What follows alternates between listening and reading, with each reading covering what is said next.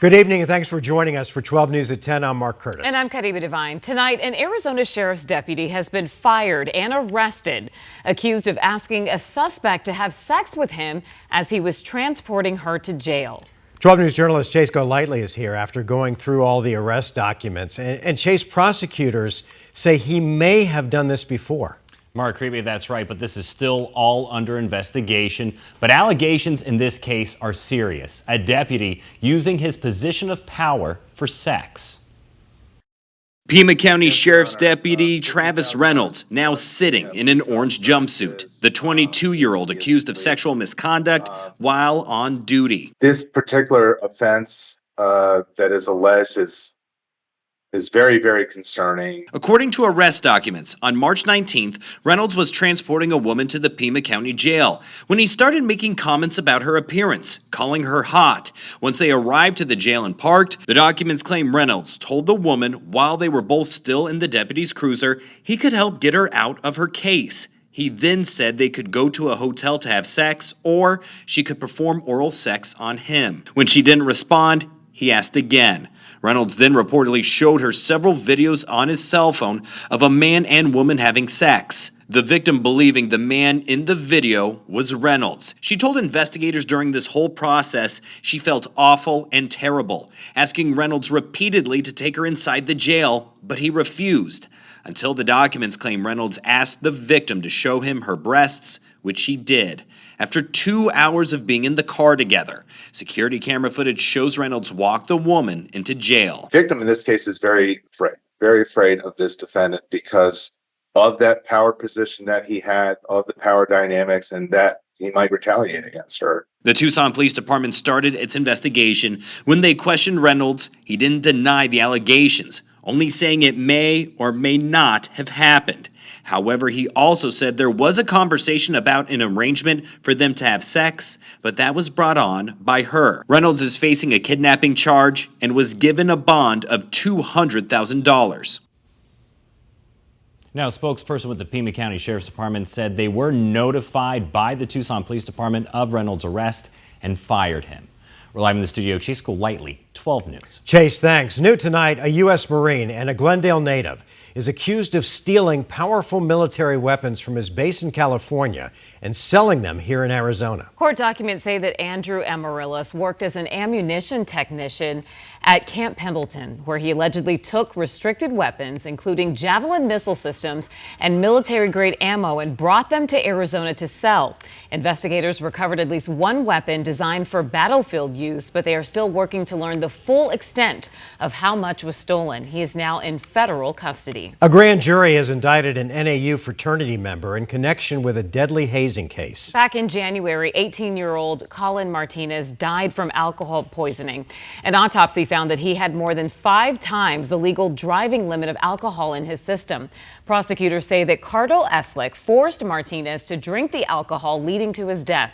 Eslick is one of 3 fraternity members initially arrested in the case. Another hot one out there today. Let's bring in meteorologist Chris Dunning. And Chris, thankfully, after today, fingers crossed, no triple digits for a while, but there could be more record-breaking heat on the way. Yeah, we're not talking about 100 plus through the weekend, but we are talking about some records. We did hit 100 plus for the 9th time this March. Record was 98. The normal is 81. It's been more than 2 weeks since we've had a normal temperature around here. 95 is the record. Tomorrow we'll hit 97. So again, staying away from triple digits, but we are in record territory. The record for Sunday is 97. We'll also hit 97. And then as we drop off to 96 on Monday, staying just below that daily record. 83 in Sedona tomorrow. Sedona, today you hit 90 degrees. Wow. 72 in Flagstaff, 101 at Lake Havasu City, and 95 at Casa Grande. There also is a bit of wind to talk about, especially across southeastern Arizona. And this east wind, sometimes when we get this situation, it kind of funnels these channels of wind into parts of the valley. So Casa Grande, Gila Bend, maybe gusting to 30, 40 miles per hour, but not quite as gusty in the Phoenix area. I'll look at those 80s when they return, coming up with my 7-day forecast. Chris, thanks. A teacher in the Peoria Unified School District could be out of a job after an investigation found that she allegedly groomed a student and engaged in a sexual relationship with him. 12 News journalist Tiani Jadalang is joining us now in studio, and she spoke with a legal expert and has details on where this case stands. Tiani? Mark Freeway, according to what Maricopa County Attorney's Office told 12 News, this is one of 2 cases that was sent back to the Peoria Police Department for additional investigation, meaning at this time there are no charges for Haley Beck, the teacher involved in this case. I know the county attorney has not pressed charges against her yet, but I am hopeful that she will be held accountable according to the law. One parent shared their reaction following recent information being released about 27-year-old Haley Beck. According to documents sent to the Maricopa County Attorney's Office, Beck has been employed by Peoria Unified School District since 2020, but alleged relations between the high school sophomore and Beck didn't start until the 2023-2024 school year. One incident states that Beck provided the student with her car keys at Centennial High School in the presence of the school's soccer team. And when students asked why she provided the student with car keys, Beck responded by saying the student was grabbing his Christmas present from her car. By spring 2025, Beck allegedly gave the student special treatment, boosting grades, improving attendance, and even doing his homework. That same year, the school district's investigation claims the teacher even went as far as to feed the student from her hand to his mouth during a classroom project. Behavior the district's governing board is calling a power discrepancy. The respondent maintained her professional position and used her power to manipulate the complainant and to develop a relationship outside the professional boundaries between student and teacher. Between June and August of 2025, documents state that over 4,000 text messages were sent between Beck and the student discussing oral sex, meeting up to have sex, drinking alcohol, and smoking weed. And Thursday evening, the Peoria Unified School District's governing board voted 5-0 to move forward with the dismissal of Beck. These grooming actions were by definition unwelcome. With the teacher-student relationship, the behavior is also severe, pervasive, and objectively offensive. The records also indicate Beck once paid the student $630 through Apple Pay, claiming it, quote, felt like straight prostitution. But as for why Maricopa County Attorney's Office isn't moving forward with any charges at the moment, legal experts tell us this. The county attorney's office might feel that there's not enough evidence to bring forth a case, and they want to gather more evidence. And the more evidence they gather, it makes it a stronger case to be able to present in front of eventually jury. Now, the district is still finalizing its decision, and Beck has the option to request a hearing before her termination becomes official. We did reach out to a number associated with Beck for comment, and we were asked to not call that number back. Live in studio, I'm Tiani Jadalang, 12 News. All right, Tiani, thank you. Today, Governor Katie Hobbs vetoed a bill to rename the Loop 202 Freeway after the late conservative activist Charlie Kirk. The bill would have designated the entire Valley Freeway as Charlie Kirk Loop 202. The legislation was passed by the Arizona legislature with no support from Democrats. In a statement, Hobbs said that the bill falls short of the standard by inserting politics into a function of government that should remain nonpartisan. It's been a long and painful road, but Savannah Guthrie is set to return to the Today Show in less than 2 weeks. That's after a 2-month absence after her mother's apparent abduction. That's right. She'll be back alongside Craig Melvin on Monday, April 6th. This morning on the Today Show, she talked about the decision to come back. I can't come back and try to be something that I'm not. But I can't not come back because it's my family. I think it's part of my purpose right now. And I'm not going to be the same. But maybe it's like that old poem, more beautiful in the broken places. Happening tomorrow from Queen Creek to Goodyear, large-scale protests are planned all across the valley as part of a nationwide day of demonstrations known as No Kings. This marks the 3rd round of No King protests organized across the country aimed at pushing back against the Trump administration. Local events are set to begin as early as 9 a.m. with one of the largest gatherings planned in Old Town Scottsdale and another one in downtown Phoenix near the federal courthouse later on in the day. Our Joe Dana will be covering that one for us, so be sure to download the 12 Plus app. We'll be streaming the protests at 9:30 a.m. and again at 2:30 p.m. And protest organizers aren't the only ones worried about the state of our democracy. Over the past week, 3 democracy watchdog groups have released updated rankings of democracies across the globe. All three give the U.S. a lower score than it had in 2024.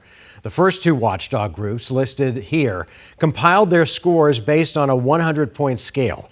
The U.S. dropped 10 points in one study and 3 in the other. The third study is a ranking of all countries, showing the U.S. dropping from 20th in 2024 to 51st today. Now, every group uses its own set of metrics. The Washington-based Freedom House uses 25 indicators related to political rights and civil liberties.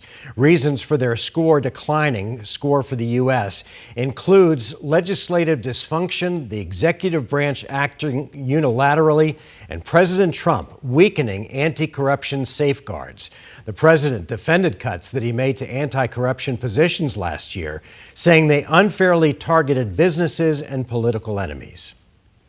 The Phoenix Police Department has moved into a new building that showcases a new mission. That's right. 12 News journalist Bram Bresnick toured the downtown high-rise acquired by Phoenix PD and tells us about the growing emphasis on employees' well-being.